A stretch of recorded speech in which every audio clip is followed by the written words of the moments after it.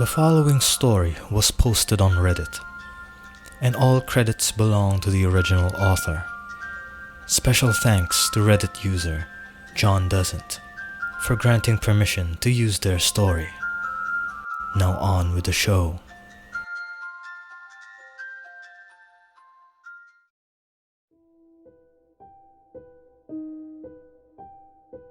This happened a few years ago, back when I was in high school. At the time, I babysat almost every week for the same family. The parents were major bibliophiles and liked to spend weekends traveling to conventions and bookstores all over the region in search for whatever obscure tome currently had their attention. That meant I had to stay over with the kids, starting Saturday morning and ending after making them dinner on Sunday night.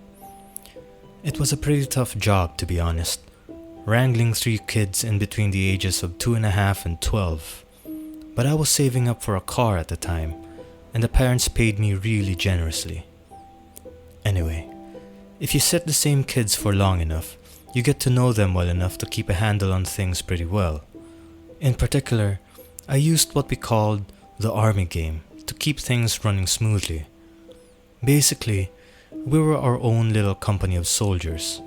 I was the captain, the 12-year-old was my lieutenant, and so on and so forth.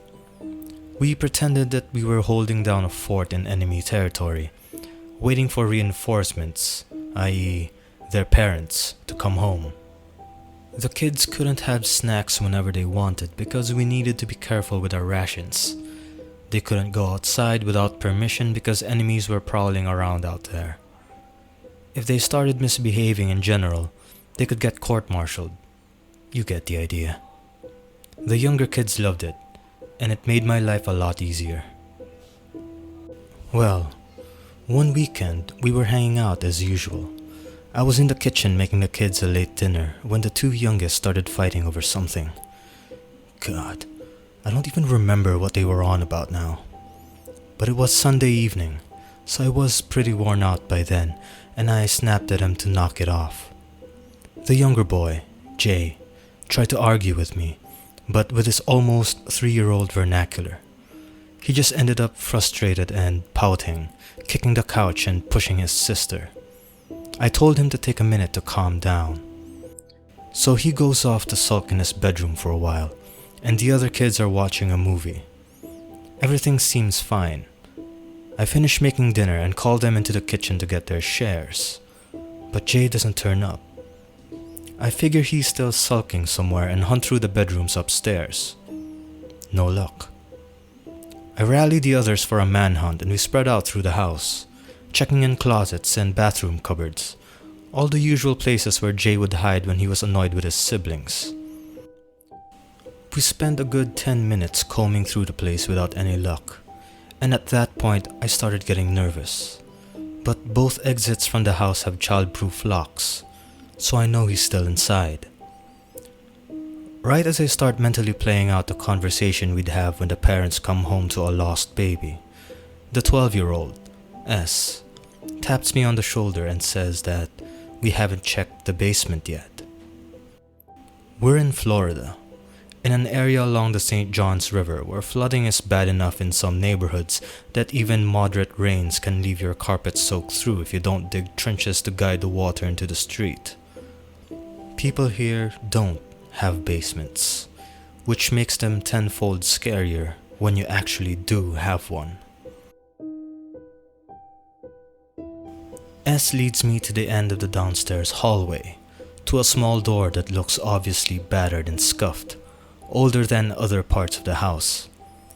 I open it and peer into what looks like a crawl space, but there's a sharp curve instead of a dead end, which S informs me is where the stairs start. She says it's just around the corner and pointed down the stairs stating that that's where her mom and dad keep their rare book collection. You really think he'd hide down there? I ask. Yeah, he spends a lot of time in the basement. He likes the magic books. I should probably mention at this point that my town has a reputation for its Wiccan and occult population. The local community college, where I'd been taking classes a couple days a week that semester, Had a huge collection of old spell books because of it, and the bookstores around town always had weird literature popping up. Hell, even I had a few barely coherent Latin volumes I'd picked up at book fairs over the years. It made sense that their parents would have some books on magic, so that didn't strike me as alarming at all at the time. Still, I didn't like the idea of heading down into that dark space.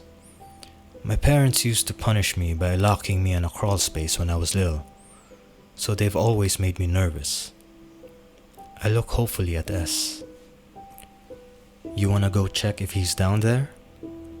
She just gives me an amused grin and said, "But you're the captain, Captain." I gave a dramatic sigh but stepped inside and called towards the corner for Jay to come upstairs. There was some rustling noise down there. Sounded like a page being turned. I knew it was the kid, but I legitimately shuddered, shuffling toward the corner. I kept imagining those random freaky things you expect in horror films, you know? Wasted fingers wrapping around the corner, a light flickering on momentarily to reveal a pale, gassed face. I called back to S to ask her where the switch was, and she responded that it was at the bottom of the stairs. What kind of sadist made that design choice? I was trying to crack jokes as I made my way down the stairs. I mean, I was like 17, but it was dark, and the second I rounded the corner, I was hit by a draft of freezing air. I make a comment about it to S, and she reassures me that the room is temperature controlled to protect the older books down there from Florida humidity. I reach the bottom of the stairs after what feels like an eternity. My hands fumble clumsily across the wall, searching for a light switch. I find it, I flicked it on, and, of course, nothing. I start shuffling further into the basement. I'm totally blind down here. Not even the light from the hallway upstairs is filtering down into the room. I feel my way to a wall, my hands grazing the rough spines of old books. I hear the rustling again, in the corner opposite me. "Jay? Let's go upstairs and get dinner. I'll let you have ice cream."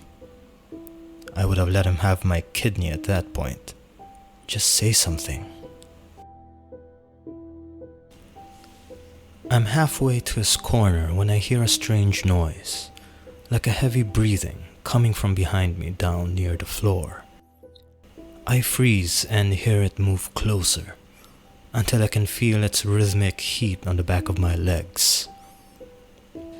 "S, I swear to God, if you followed me down here, I'm going to tell your parents about the science fair incident." But then I heard her voice, coming from all the way up the stairs. I leap the last few feet to the corner, scoop up Jay under my arm and bolt back up the stairs, 3 at a time. I thought I could hear something scrambling behind me, but there were so many echoes down there. Who knows? I make it back into the hallway with Jay and slam the door shut. I send S to get a chair and improvise a security bar under the handle. I'll admit, at the time I felt a little bit silly doing that.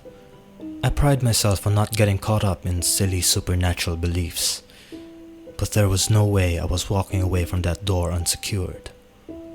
Only after that I did take a minute to check on Jay. He was watching my franticness with a cool, passive look, his brown eyes following me without looking the least bit sorry. I demanded him to tell me why he didn't say anything while I was down there, my fear melting into anger. He stands at attention. He says that he is sorry and is ready to be a good soldier, his lisp making it a little bit comedic, but his eyes are grave. I try to shrug it off and dish out their now cold dinner. Their parents would be home soon. Then I could leave and retreat to my room to blare the Jurassic Park soundtrack while crying over calculus homework. I give S and her sister their plates and then hand Jay his. He looks at a pile of rice, vegetables, and chicken nuggets with some skepticism. I don't say anything, but I watch him while I eat my portion.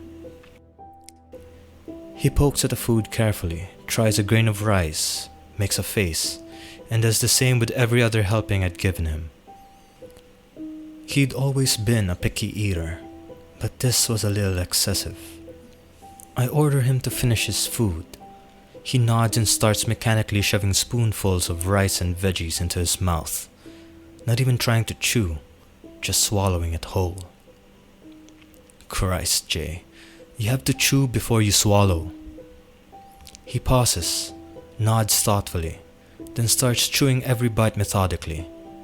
He finishes his plate, not even leaving a grain of rice behind, and then looks up at me with those passive round eyes. I'm a good soldier. I was kind of distracted. I kept checking my phone to see how close their parents were. God, I hadn't even started my calculus homework, and it was due Monday. I tell the kids that it's time for bed and I stand up and start collecting their plates. I ordered J and R to brush their teeth before going to bed. They both salute and run upstairs while S hangs out downstairs with me. We were talking for a little while before we heard R's screams upstairs.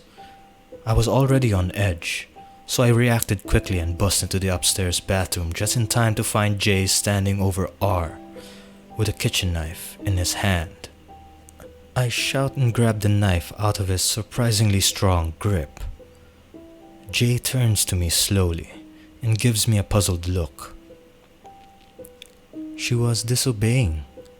She said she didn't have to brush her teeth because you aren't our mom.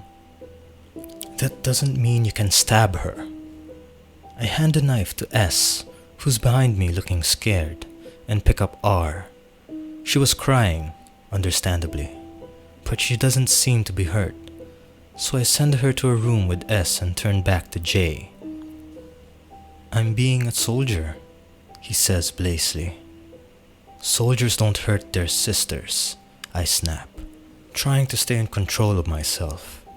I thought he was still sulking and trying to make a point about my yelling at him to behave. Your parents are going to be so angry about this. You can't go around acting like that. Jay shakes his head. I don't think you're a very good captain, Jones. Just then, my phone buzzes in my pocket. Their parents are home. Thank God, I say, and turn away from Jay. I tell S to stay with R while I go downstairs to explain the incident to their parents. On my way through the living room, I hear a muffled noise coming from the end of the hallway that leads to the basement. It's a knocking and smothered voice calling S's name and mine in turn.